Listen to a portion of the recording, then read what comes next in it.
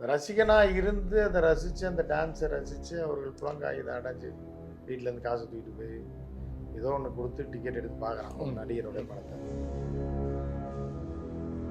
அந்த வகையில் முதலமைச்சர் மாண்புமிகு விஜய் அவர்கள் முதலமைச்சர் ஆகியிருக்காரு. அவர் ஏற்கனவே ஆட்டம் பாட்டம் கொண்டாட்டம் போது ரசிகர்கள்லாம் தீபாவளியாக கொண்டாடுவாங்க. இப்போ அவர் முதலமைச்சர் ஆகிட்டார், நமக்கு வேறு பதவி கொடுத்துருக்காரு அப்படிங்கும்போது அவர்கள் உணர்ச்சி அடக்க முடியாது. 35-40% மக்கள் ஓட்டு போட்டு ஒருத்தர் தேர்ந்தெடுத்திருக்காங்க. நீங்கள் அவருக்கு எதிராக வாக்களித்து தோக்கணும், அழிஞ்சு போகணும், நாசமாக போகணும், அந்த கட்சி வழங்கக்கூடாதுன்னு ஓட்டு போட்டிருக்கீங்க. அப்படிதான் போட்டிருக்கீங்க. சரி. அப்போ அவங்க ஜெயிச்சு வரும்போது நீங்கள் அவங்கள விமர்சனம் பண்ணுறது உங்களுக்கு என்ன அதிகாரம்? படத்தை காசு கொடுத்து பார்க்குறான், அவன் அழுதா என்ன சிரிச்சா என்ன? பல பேர் சிரிச்சாங்க. இப்போ 2 பேர் அழுததை சொன்னீங்க. எத்தனை குழந்தைகள் சந்தோஷமாக இருந்தாங்க பார்த்தீங்கன்னா. படம் தெரிஞ்சு கூப்பிட்டு போயிருக்காங்க ஃபேமிலியோட. அப்படி கிடையாது. நீங்கள் அதை தான் தப்பு. உங்கள் ஆங்கிளில் நீங்கள் பார்க்கக்கூடாது. எனக்கு விஜய் அவர்களை பிடிச்சிருக்கு அப்படின்னு சொல்லி 35% பெண்கள் ஆண்கள் அவர் எது செய்வார், தாய்மாமன் என்னை காப்பாற்றுவார் சொல்லி ஓட்டு போட்டுருக்காங்க. இப்போ அவங்களாம் சைலண்ட்டாக இருக்காங்க. அவங்க பிரச்சனைலாம் தீர்ந்துருச்சு அப்படின்னு அவங்க நினைக்கிறாங்க. உங்களுக்கு என்ன பிரச்சனை? வெறும் 10,000, 20,000, 30,000 பேர் டெல்லியில் இருக்காங்க. நாட்டோட ஜனத்தொகை 160-150 கோடி. அதை வைத்து கொண்டு அதை தூண்டிவிட்டு அதை பெருசாக்கி மோடிஜி ஆட்சியை கலைத்து விஜய் அவர்களுடைய ஆட்சியை கலைத்து மீண்டும் இவரை நடிக்கிறதுக்கு அனுப்பி அவரை மீண்டும் படையப்படி குஜராத் போய் செட்டில் ஆகிற அளவுக்கு கேள்விகளை கேட்டு நிகழ்ச்சிகளை நடத்துகிறீர்கள் என்றால் இது தேச விரோதம் இல்லாமல் என்ன அப்படின்றது தான். ஸோ எப்படி வேணாலும் மாறலாம். அதனால் நியாய தர்மத்தை வச்சு யோசிச்சு மோடிஜியை ஒழிச்சு கட்டணுன்றது எல்லாரோட எண்ணமாக இருக்கலாம். ஒரு ஆட்சியை விட்டு அகற்றப்பட வேண்டும், பாஜக நாட்டை விட்டு துரத்திட வேண்டும், ஆர்எஸ்எஸ் அழிக்கப்பட வேண்டும், தடை செய்யப்பட வேண்டும் அப்படின்லாம் இருக்கலாம் அவங்களுக்கு எண்ணம் மனசுக்குள்ள.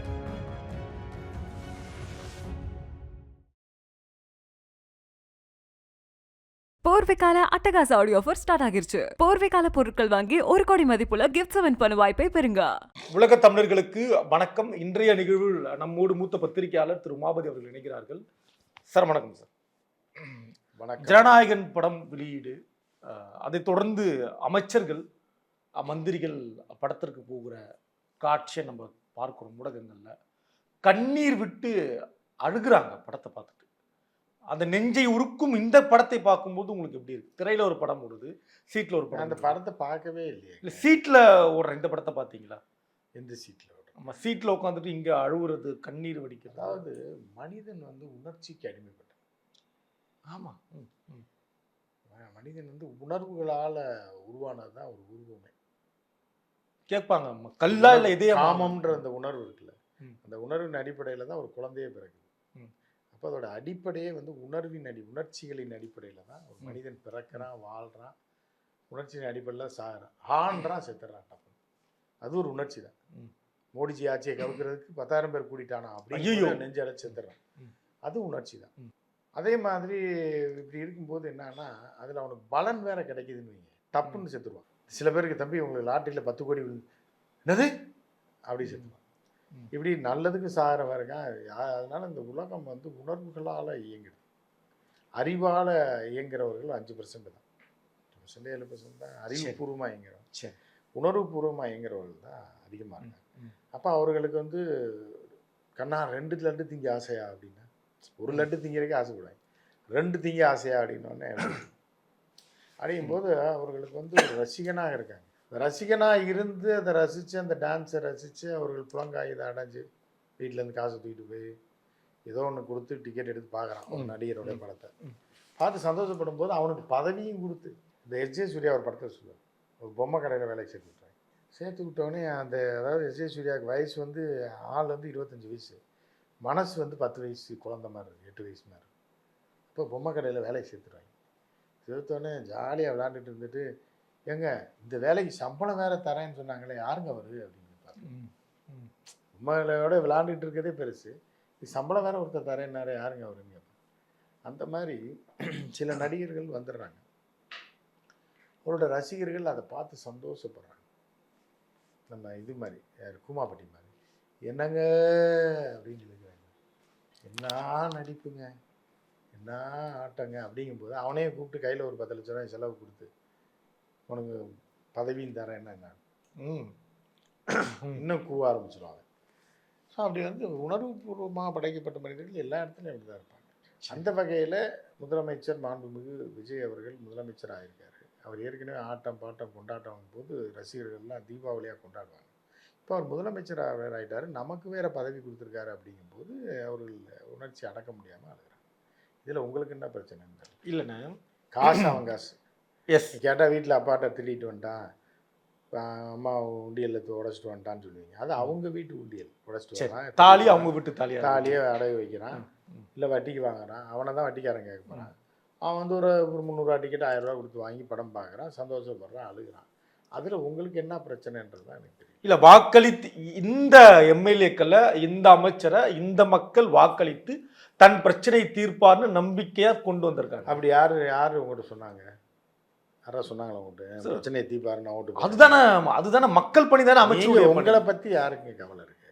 நீங்கள் யாருங்க முதல்ல? நீங்கள் ஓட்டு போடுறதில்ல, விஜய்க்கு ஓட்டு போடல, நீங்கள் தாவேக்காக்கு ஓட்டு போடாது. உங்களுக்கு பதில் சொல்ல வேண்டிய அவசியம் என்ன? எனக்கும் அவர் தான். உங்களை மாதிரி பைத்தியம் பிடிச்ச 65% மக்கள் ஓட்டு போடல. எனக்கும் அவர் முதலமைச்சர்.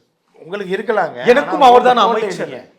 நீங்கள் ஓட்டு போட்டிங்களா? அப்போ அவர் சொல்கிறத கேளுங்க. நீங்கள் சொல்கிறத கேட்குறக்கா அவர் கிடையாது, அந்த கட்சி கிடையாது, தாவேக்கா கிடையாது, தாவேக்கா அமைச்சர் கிடையாது, சட்டமன்ற உறுப்பினர் கிடையாது. ஏன்னா நீங்கள் ஓட்டே போடலை. வார்த்தை உங்க விஜய், மக்களால் உங்க விஜய்ன்றாரு. நீங்கள் போட்டிங்களா? ஓட்டு போடல. இல்லை என்ன போட்டேன்னு மட்டும் மாற்றி சொல்லிடாதீங்க, பயத்தில், போலீஸ் பயத்தில். சொன்னீங்க அப்படின்னா ரத்தம் கைக்கிடுவீங்க. ஏன்னா போய் சொல்லக்கூடாது நீங்கள்.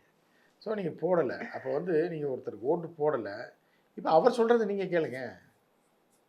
35-40% மக்கள் ஓட்டு போட்டு ஒருத்தர் தேர்ந்தெடுத்திருக்காங்க. நீங்கள் அவருக்கு எதிராக வாக்களித்து தோக்கணும், அழிஞ்சு போகணும், நாசமாக போகணும், அந்த கட்சி வழங்கக்கூடாதுன்னு ஓட்டு போட்டிருக்கீங்க. அப்படி தான் போட்டிருக்கீங்க. சரி. அப்போ அவங்க ஜெயிச்சு வரும்போது நீங்கள் அவங்கள விமர்சனம் பண்ணுறதுக்கு உங்களுக்கு என்ன அதிகாரம் இருக்குது? இப்போ ஏற்கனவே நீங்கள் சொன்ன மாதிரி அடுத்த தேர்தல் வரைக்கும் நீங்கள் காத்திருந்து திருப்பி அதே மாதிரி நீங்கள் ஓட்டு போட்டு நீங்கள் ஜெயிச்சிங்க அப்படின்னா நீங்கள் பேசலாம். மனுஷன் நம்பாமல் தானே ஓட்டு மிஷினே கண்டுபிடிச்சிருக்கு. இல்லைனா சொல்லுங்கள் தம்பி, உங்களுக்கு யார் பிடிச்சிருக்கு பாப்பா உங்களுக்கு? சரி, அப்போ நீங்கள் தான் அதிக விஜய்ன்னு சொல்கிறீங்க. சரி, விஜய் ஆட்சி கொடுத்துருவோன்னு சொல்லிடுவாங்களா? எதுக்கு எலெக்ஷன் தர கூடிய செலவு பண்ணணும்? சரி, அதுக்காக தான் எலெக்ஷன் வைக்கிறா. நீங்கள் மாற்றி ஓட்டு போட்டிருக்கீங்க, விஜய் அவர்களுக்கு எதிராக வாக்களித்திருக்கிறீர்கள். அவர் வரக்கூடாது, நாசமாக போகணும், கூட இருக்க போய் எவனும் வழங்கக்கூடாது, எல்லாமே தோத்துடணும், செத்துடணும். இல்லை அப்படின்னு நீங்கள் நினைக்கல, அது ஒரு குரூப் நினச்சிது. சரி, நினச்சி ஓட்டு போட்டாலும் அவங்க அடித்து பிடிச்சி. நீங்கள் எந்த குரூப்னா? நான் பத்திரிக்கையாளன்ல, நான் வந்து பத்திரிக்கை. நான் வந்து நடக்கக்கூடிய சம்பவங்களை, தகவல்களை, செய்திகளை வந்து பதிய வைக்கிறது தான். இப்போ ஒரு ஆக்சிடெண்ட்டு, லாரியில் அடிபட்டு, ஒரு மண் லாரியில் அடிபட்டு செத்துட்டான். அது திமுககாரன் செத்தாலும் சரி, தாவேகாரன் செத்தாலும் சரி, தமாகாரன் செத்தாலும் சரி, அந்த செய்தியை பதிவு பண்ணுறதா ஒரு பத்திரிகையாளர். ஒருவர் மரணித்து விட்டார் வலசரவாக்கத்தில், மண் லாரியில் அடியில் சிக்கிட்டாரு. இந்த சம்பவம் அதில் பார்த்தா இவர் பேர் குப்புசாமி, அவர் வந்து தமாகாவை சேர்ந்தவர், இல்லை தாவேக்காவை சேர்ந்தவர், இல்லை திமுக சேர்ந்தவர். அது யாராக இருந்தாலும் அந்த உண்மையை சொல்ல வேண்டியது என்னுடைய கடமை. வாகனத்தை ஓட்டி வந்தவர் இவர் அப்படின்னு சொல்ல வேண்டியது ஒரு பத்திரிகையாளராக என்னை தேடி வைங்க என்னோட கடமை. அதே நேரத்தில் வந்து நீங்கள் வந்து யார் மேலேயாவது இவர் எதையாவது சொல்ல வச்சு இவரை தூக்கி உள்ளே வச்சிடணும் அப்படின்னு நினைக்கிறது, கேள்வி கேட்குறது, அது வேற. புரியுதா உங்களுக்கு? மனதளவில் நான் அப்படி கேட்கல. இல்லை, மனதளவு நீங்கள் கேட்க மாட்டோமும் கிடையாது. ஆனால் வந்து உங்களுக்கு வந்து கிரைம் பிரான்ச்சுக்கும் இதுக்கும் என்ன, அந்த இப்போ சைபர் கிரைமுக்கும் கரெக்டாக தெரியும் தம்பி யார் என்ன கேள்வி கேட்குறாரு, எதுக்காக இந்த கேள்வியை கேட்குறாரு, எதுக்காக இன்னைக்கு இவர்கிட்ட போய் பேட்டி எடுக்கிறாரு, படத்தை காசு கொடுத்து பார்க்குறான், அவன் அழுதா என்ன சிரிச்சா என்ன? பல பேர் சிரித்தாங்க. இப்போ 2 பேர் அழுதது சொன்னீங்க. எத்தனை குழந்தைகள் சந்தோஷமாக இருந்தாங்க பார்த்தீங்கன்னா. படம் தெரிஞ்சும் கூப்பிட்டு போயிருக்காங்க ஃபேமிலியோட. ஆமாம். இல்லை, எம்எல்ஏ பல்லவி கை குழந்தையோட நம்ம அவங்க மேலே தான் நடவடிக்கை எடுத்திருக்கா சட்டப்படி? இல்லை. இப்போ அது குறித்து நீங்கள் ஏதாவது மனு கொடுத்துருக்கீங்களா? கிடையாது, நிச்சயம் கிடையாது. அப்போ சமூக பொறுப்பு உங்களுக்கு இல்லைன்னு அர்த்தம். அப்போ நீங்கள் என்ன பார்க்குறீங்க அப்படின்னா, அழுகிறவனை வச்சு வீடியோ போட்டு வியூஸ் வாங்கணும்னு பார்க்குறீங்களே தவிர, ஒரு சமூக அக்கறையோடு இருக்கிற ஒரு மனிதனாக நீங்கள் இருந்திருந்தால், அந்த குழந்தையை சர்டிஃபிகேட் படத்துக்கு கூட்டிகிட்டு போனதுக்கு அவர் கிரிமினல் அஃபென்ஸ், அது அவர் மீது வழக்கு தொடுத்துருக்கணும். இல்லை நாங்கள் அட்லீஸ்ட்டு கமிஷனர் ஆஃபீஸில் போய் ஒரு கம்ப்ளைண்ட்னாலும் நீங்கள் கொடுத்துருக்கணும். ஒரு இந்தியன் சிட்டிசன், தமிழ் சிட்டிசனாக இருந்தால். அது எதையுமே நீங்கள் பண்ணலன்றப்ப தான் எனக்கு வருத்தமாக இருக்குது. விஜய் அவர்களுடைய படம் வந்து என்னன்னா, ஒரு மிகப்பெரிய ஒரு தயாரிப்பு. அதை ஒத்துக்கிறீங்களா இல்லையா? ஆமாம், மிகப்பெரிய தயாரிப்பு. 100 கோடி, ப்ரொடியூசருக்கு ஒரு 500-600 கோடி கிடைக்குன்றாங்க. ஸோ இப்போ ஒரு தனி மனிதனால, ஒரு படத்தினால இன்னொரு தனி மனிதனுக்கு 600 கோடி ரூபா கிடைக்குது அப்படின்றது எவ்வளோ பெரிய விஷயம். அப்போ அப்படி இருக்கும்போது இப்போ மனிதர்கள் பார்க்கும்போது உணர்ச்சி வசப்பட்டு பொங்கி வெடித்து அழுகிறதுல நீங்கள் கேட்டீங்க அமைச்சர்கள் அதுக்கு அழுவாங்க, பல எம்எல்ஏக்கள் காரணங்கள். அழுவாங்க. ஏன் அவன் அமைச்சர்கள் மனுஷன் இல்லையா?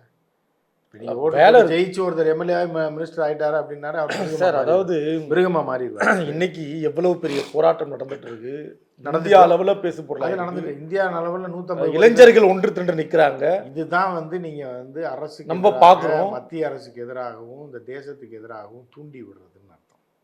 இதுவும் சார் இது இந்த மிகப்பெரிய எந்த போராட்டையும் இந்த போராட்டையும் நான் நடத்தல சார். நீங்க நடத்தல, நான் தூண்டி விடுறீங்க பாருங்க. நடக்கிறத சார் நான் சரி, நான் கேட்கிற கேள்விக்கு பதில் சொல்லுங்க. இந்த நாட்டுல எத்தனை கோடி மக்கள் இருக்காங்க? 140 கோடி மக்கள் இன்னைக்கு இருக்காங்க இந்தியாவில். 140 கோடி பேர் இருக்காங்க. 10,000 பேர், வெறும் 10,000 பேர். அதில் ஒரு புடலங்காய் வாங்குற கூட்டம் கூட நீங்கள் 4 மார்க்கெட்டில் போனீங்கன்னா காய்கறி கோயம்பேடு சந்தையில் காலங்காத்தால போனால் அவ்வளோ பேர் இருப்பான். அந்த ஒரு கூட்டத்தை வைத்து ஒரு அரசை கலைப்பதற்கு ஒரு போராட்டம் நடக்குது. அதை போய் நீங்கள் ஆதரவாகவும் பெருசாக சொல்லிவிட்டு அதுக்கு இவர்கள்லாம் அழுகலைன்னு சொன்னீங்கன்னா எப்படி தப்பு? 140 கோடி பேரில் 139 கோடி பேர் டெல்லியில் நிற்கிறான் சார். சாப்பாடு தண்ணி இல்லாமல் இருந்தீங்கன்னா பரவாயில்ல. ஐயா, ஒரு பாதிக்கு பாதி ஒரு 75 கோடி பேர் நிற்கிறான் சார். இந்த நாடே திரண்டு டெல்லியில் தான் சார் இருக்குது. அந்த நேரத்தில் இவங்க படம் பார்த்து அழுதுட்டு இருக்காங்கன்னா எவ்வளோ பெரிய கூம்பிட்டே இருப்பான் பாருங்க அப்படின்னு சொன்னீங்கன்னா கூட ஏற்றுக்கலாம். சரி, வெறும் 10,000, 20,000, 30,000 பேர் டெல்லியில் இருக்காங்க. நாட்டோட ஜனத்தொகை 150 கோடி. அதை வைத்து கொண்டு அதை தூண்டி விட்டு அதை பெருசாக்கி மோடிஜி ஆட்சியை கலைத்து, விஜய் அவர்களுடைய ஆட்சியை கலைத்து, மீண்டும் இவரை நடிக்கிறதுக்கே அனுப்பி அவரை மீண்டும் பழையபடி குஜராத்தில் போய் செட்டில் ஆகிற அளவுக்கு கேள்விகளை கேட்டு நிகழ்ச்சிகளை நடத்துகிறீர்கள் என்றால் இது தேச விரோதம் இல்லாமல் என்ன அப்படின்றது தான் யார் கேட்பா? நான் கேட்குறேன். சைபர் கிரைம் கேட்கும், கிரைம் பிரான்ச் கேட்கும்போது நீங்கள் என்ன பதில் சொல்லுவீங்க? ஒரே வார்த்தை, தம்பி 140 கோடி பேர் இருக்காங்க. தமிழ்நாட்டில் 7 கோடி பேர் இருக்காங்க. 8 கோடி பேர். பாலன் இல்லம்னு ஒரு ஆஃபீஸ் இருக்குது டி நகர். அவங்க சொல்கிறது அப்படி தான் சொல்லுவாங்க, ஒரு விளங்காத ஆஃபீஸ் இருக்குன்னு. நம்ம அப்படி சொல்ல மாட்டோம். ஏன்னா நம்ம அவர் மீது ஒரு அன்பு இருக்குது. அதில் ஒரு 50 பேர் ராத்திரி பொழுது போகாமல் உட்காந்துருக்காங்க தம்பி. அதை ஆதரித்து நீங்கள் 10 பேர்கிட்ட போய் பேட்டி எடுத்து போட்டு யூடியூப்பில் பரவலாக்கி காவல்துறையை தாக்குறதுக்கும் அழிக்கிறதுக்கும் இந்த தேசத்தில் கலவரத்தை தூண்டுவதற்கும் நீங்கள் பண்ணீங்க அப்படின்னா உங்களை ஏன் தம்பி விட்டு வைக்கணும், நாடு கடத்தக்கூடாதுன்னு கேட்டால் என்ன பதில் சொல்லுவீங்க? திகைச்சு போய் நின்று. இதுதான் நான் உங்களுக்கு அவங்க கேட்குறதுக்குன்னா நான் கேட்குறேன். ஸோ அப்போ என்ன ஆகுது அப்படின்னா நீங்கள் என்னென்னா நீங்கள் கேள்விகளை கேட்கும்போது எது நியாயம் எது தர்மம் அரசுக்கு இல்லை உங்களுக்கு எனக்கே. ஆமாம், இப்போ உங்களுக்கு 140 கோடி பேரில் 1 லட்சம் பேர் கூடுறது நியாயம் தர்மமா இல்லையா? எது பெருசு? 140 கோடி பெருசா? 40,000 பேர் பெருசா? 140. மனசாட்சிப்படி நீங்களே ஒத்துக்கிறீங்கல்ல. அதுதான் உங்கள் தர்மத்தை தான் நான் சொல்கிறேன். நீங்கள் போலீஸ் தர்மத்தையோ மோடிஜி தர்மத்தையோ தர்மேந்திர பிரதானையோ அமித்ஷாவையோ அமித்ஷா மகன் ஜெய்ஷாவை பற்றிலாம் நான் கேட்கல. நியாய தர்மம் எப்படி பார்க்கணும்னு ஒரு குறிப்பிட்ட சில பேர் ஒரு 20,000-30,000 பேர் மாணவர்கள்ன்ற பேரில் போராடுறோம். இப்போ இங்கெல்லாம் பார்த்தீங்கன்னா மாணவர்கள் காலேஜுக்கு ஸ்கூலுக்கு போயிட்டுருக்காங்க. அவங்களாம் போயிருக்காங்க டெல்லிக்கு. இல்லை, பாலன் நிலத்தில் தூக்கம் வராமல் பல பேர் இப்போ கேகே நகருக்கு போய் நைட்டு சவர்மாவும் இதையும் சாப்பிட்டுட்டு அப்படியே நேராக அப்படி வாங்க அங்கே கூட்டமாக இருக்குன்னு போய் பார்த்துட்டு அங்கே பாட்டு கேட்டு போடுறாங்கன்னு சொல்லி போட்டு வரக்கூடிய ஒரு கூட்டமும் இருக்குது. எல்லாரையும் அப்படி நம்ம சொல்ல, கொள்கை ரீதியாக இருக்கக்கூடிய மாணவர்கள் இருக்காங்க. ஸோ அப்படி இருக்கும்போது இப்போ இப்போ எதுவுமே என்னுடைய கருத்து கிடையாது, நீங்கள் உங்களோட கருத்தும் கிடையாதுன்ட்டு நீங்கள் சொல்கிறீங்க. ஆனால் இதெல்லாம் நியாயமானதை நீங்கள் வீட்டில் மல்லாக்க விட்டத்தை படுத்து பார்த்து ஒரு மணி நேரம் நைட்டு ஒரு 10 மணி 8:30 மணி 9 மணிக்கு சாப்பிட்டுட்டு கொஞ்சம் நியூஸ் பார்த்துட்டு 11 மணிக்கு மல்லாக்கப்படுங்க. இதெல்லாம் உருட்டுங்க மனசுக்குள்ளே, சரியா தப்பா? 150 கோடி பேர் இருக்கக்கூடிய நாட்டில் 20,000 பேர் கூடியிருக்காங்க அப்படின்றது. விஜய் அவர்களுக்கு 35% பெண்களும் ஆண்களும் குழந்தைகள் தூண்டுதலின் பேரில் வாக்களித்து அவர் ஆட்சிக்கு வந்திருக்கார். அப்போ அவர் கையில் தான் அதிகாரம் இருக்குது. அப்படி இருக்கும்போது அவரை எதிர்ப்பதும் அவருடைய அமைச்சர்களை எதிர்ப்பதும் அவருடைய எம்எல்ஏக்கள் கதறான்னு சொல்லி அவர்களை கேளனமாக கேலியாக பார்ப்பது. ஏன்னா அவர்களுக்கு என்ன ஆட்சி இருக்குது, அதிகாரம் இருக்குது, காவல்துறை இருக்குது, கிரைம் பிரான்ச் இருக்குது, சைபர் கிரைம் இருக்குது, கமிஷனர் இருக்கார், டிஜிபி இருக்கார், ஏடிஜிபி இருக்காங்க, டிஐஜி இருக்காங்க, எஸ்பி இருக்கார், அது கீழே டிஎஸ்பி இருக்கார், அது கீழே அந்த ஏசி இருக்கார், இன்ஸ்பெக்டர் இருக்கார், எஸ்ஐ இருக்கார், 3 கோடி இருக்கார், 2 கோடி 1 கோடின்னு இப்படி ஒரு ஆர்டரே இருக்குது பாராபிசி வரைக்கும். இப்போ இவ்வளோ பேர் இருக்கும்போது நீங்கள் வெறும் ஒரு 20,000 பேர் போய் டெல்லியில் போராட்டம் பண்ணுறான் அப்படின்றதுக்காக அதை தூண்டி விடணும் அப்படின்னு நீங்கள் இது பண்ணீங்கன்னா என்னன்ற கேள்வியை அவங்க கேட்குறாங்க, நான் கேட்கல, யார் ஆளும் தரப்பில் கேட்குறாங்க. நீங்கள் என்ன பண்ணுறீங்கன்னா ஏதோ பாலன் நிலத்தை திறந்து விட்டா 2 பாத்ரூம் இருக்குன்றதுக்காக அங்கே வச்சு போராட்டம் பண்ணீங்க. நீங்கள் என்ன பண்ணிடுவீங்க? உங்களுக்கு என்ன அதிகாரம் இருக்குது? நீங்கள் ஆட்சிக்கு வர மாட்டேன்றீங்க, ஆட்சியில் பங்கு கொடுத்தாலும் வேணாம்ன்றீங்க. பண்ணிவிட்டு அதுக்கப்புறம் ஆட்சி அதிகாரத்துக்கு வர மாட்டேன்றீங்க, ஆனால் எலெக்ஷன் நிற்கிறீங்க, 4 சீட்டு பத்தாதுன்றீங்க, 8 சீட்டு வேணும்ன்றீங்க. அப்புறம் பார்த்தா போராட்டம்ன்றீங்க, போராட்டத்துன்றீங்க. உங்களுக்கு எதுக்கு போராட்டம்? இல்லை எங்கள் வாழ்க்கையே போராட்டம் தான். அதுதான் உங்களுக்கு மக்கள் ஓட்டு போட்டு ஜெயிக்க வைக்கிறான்ல. நாங்கள் கேட்கவே இல்லையே. அப்புறம் எதுக்கு நீங்கள் எலெக்ஷன் நின்னீங்க? நாங்கள் கொடுத்தாங்க நின்னோம். அப்புறம் எதுக்கு 8 சீட்டு கேட்டு திமுக காரண்ட்டு சண்டை போட்டீங்க? நீ உங்களுக்கு தான் ஆட்சி அதிகாரத்துக்கு வரலாம், அமைச்சர் பதவி தேவையில்லை, அதிகாரத்துக்கு வர மாட்டீங்க. அப்புறம் உங்களுக்கு என்னத்துக்கு காலையில் அந்த வெடிவேல் சொல்ல மாதிரி உனக்கு கழுத்து நிறையா சோத்தை போட்டு கூப்பிட்டு வந்ததுக்கு அந்த மாதிரி திமுக காரனுக்கு ஆப்ப வச்சு விட்டீங்க. இப்போ நீ யாரை எதிர்த்து நீங்கள் இந்த போராட்டம் பண்ணி ஜெயிச்சு நீட் எழுதி நீங்கள் பாஸ் ஆகி அந்த இதில் கவுண்ட் பண்ணி சொல்லுவேன். இனிமே நீ வந்து வயசு ஆமாம் 4வது 5வது இல்லை டீச்சர் மடியில் உட்காந்து +2 MBBS இப்படியோ என்னையா ஒரு மனசாட்சி இருக்காயா நீ பாட்டுக்குன்ற மாதிரி இப்போ பாலன் நிலத்தில் நீங்கள் போராட்டம் பண்ணி என்ன பண்ண போகிறீங்கன்றத ஒரு நம்ம கேட்கலாம், ஒரு தரப்பு கேட்குது. சரி, இதுக்கு நீங்கள் என்ன பதில் சொல்ல போகிறீங்கன்றது வீட்டில் போய் யோசிச்சு பாருங்கள். மல்லாக்கப்படுத்தி வச்சு நாளைக்கு யார்ட்டையா கேள்வி கேட்கும்போது இதெல்லாம் ஒருங்கிணைச்சு நியாய தர்மப்படி ஒரு கேள்வியை கேட்டு வாங்கி இந்த இந்திய மக்கள் நல்லா இருக்கணும்னு பாருங்கள். இந்த கட்சி நல்லா இருக்குது, அந்த கட்சி இருக்குது, இவர் இடம் தராரு, இவர் புளியோரை போடுறாரு அப்படின்லாம் பார்க்காதீங்க. எதற்காக போராடுறோம், அந்த போராட்டத்தை வெல்ல போவது என்ன, வென்றால் நடக்கப் போவது என்ன அப்படின்ற பாணியில் யோசித்து இந்த தேசத்திற்கும் தேச மக்களுக்கும் அந்த இளைஞர்களுக்கும் இளைஞர்களுக்கும் குழந்தைகளுக்கும் வருங்கால இப்போ உங்களுக்கு ஒரு குழந்தை இருக்குது, அது வளர்ந்து வரும்போது அது என்ன சேருதுன்னு தெரியல. ஸோ இப்படிலாம் இருக்கும்போது காலங்கள் மாறும்போது எல்லாமே மாறிடும். உங்கள் குழந்தையெல்லாம் வரப்போ MBBSன்னு சொன்னாலே இப்போ கட்டையை தூக்கிட்டு வரட்ட ஆரம்பிச்சு என்ன பைத்தியக்காரன் நினச்சேன் MBBS படிக்கிறதுக்கு கூட வரலாம். ஏன்னா எங்கள் காலத்தில் இங்கிலீஷ் லிட்ரேச்சர் கிடைக்காது. BA இங்கிலீஷ் லிட்ரேச்சர், ஹிஸ்ட்ரி வேணா இருக்குது, தமிழ் இருக்குன்னு வாங்கி. அப்புறம் வந்து BSc ஃபிசிக்ஸ் கிடைக்காது. அப்போ இப்போ BSc ஃபிசிக்ஸ் கூப்பிட்டு சேர்த்தா கூட எவ்வளோ சேரணும், அப்படி ஒரு காலம் இருக்கும். இப்போ இன்றைக்கி MBBS காலம். இப்போ MBBS தெருவுக்கு எல்லாம் கடையை வச்சுட்டு 15,000 சம்பளம் தரான். அடுத்து இனிமேல் வேண்டான்னு முடிவு பண்ணுவான். ஸோ எப்படி வேணாலும் மாறலாம். அதனால் நியாய தர்மத்தை வச்சு யோசிச்சு மோடிஜியை ஒழிச்சு கட்டணுன்றது எல்லாரோடைய எண்ணமாக இருக்கலாம். ஒரு ஆட்சியை விட்டு அகற்றப்பட வேண்டும், பாஜக வந்து இந்த நாட்டை விட்டு துரத்தி விட வேண்டும், RSS அழிக்கப்பட வேண்டும், தடை செய்யப்பட வேண்டும் அப்படின்லாம் இருக்கலாம் உங்களுக்கு எண்ணம் மனசுக்குள்ளே. ஆனாலும் அது பலருடைய எண்ணமாகவும் இருக்கலாம். என்னடா நம்ம வேறு யாருக்கோ ஓட்டு போடுறோம், திருப்பி இவங்களே பிரதமர்ன்றான் இதுன்றான் அதுன்றான்னு நினைக்கலாம்.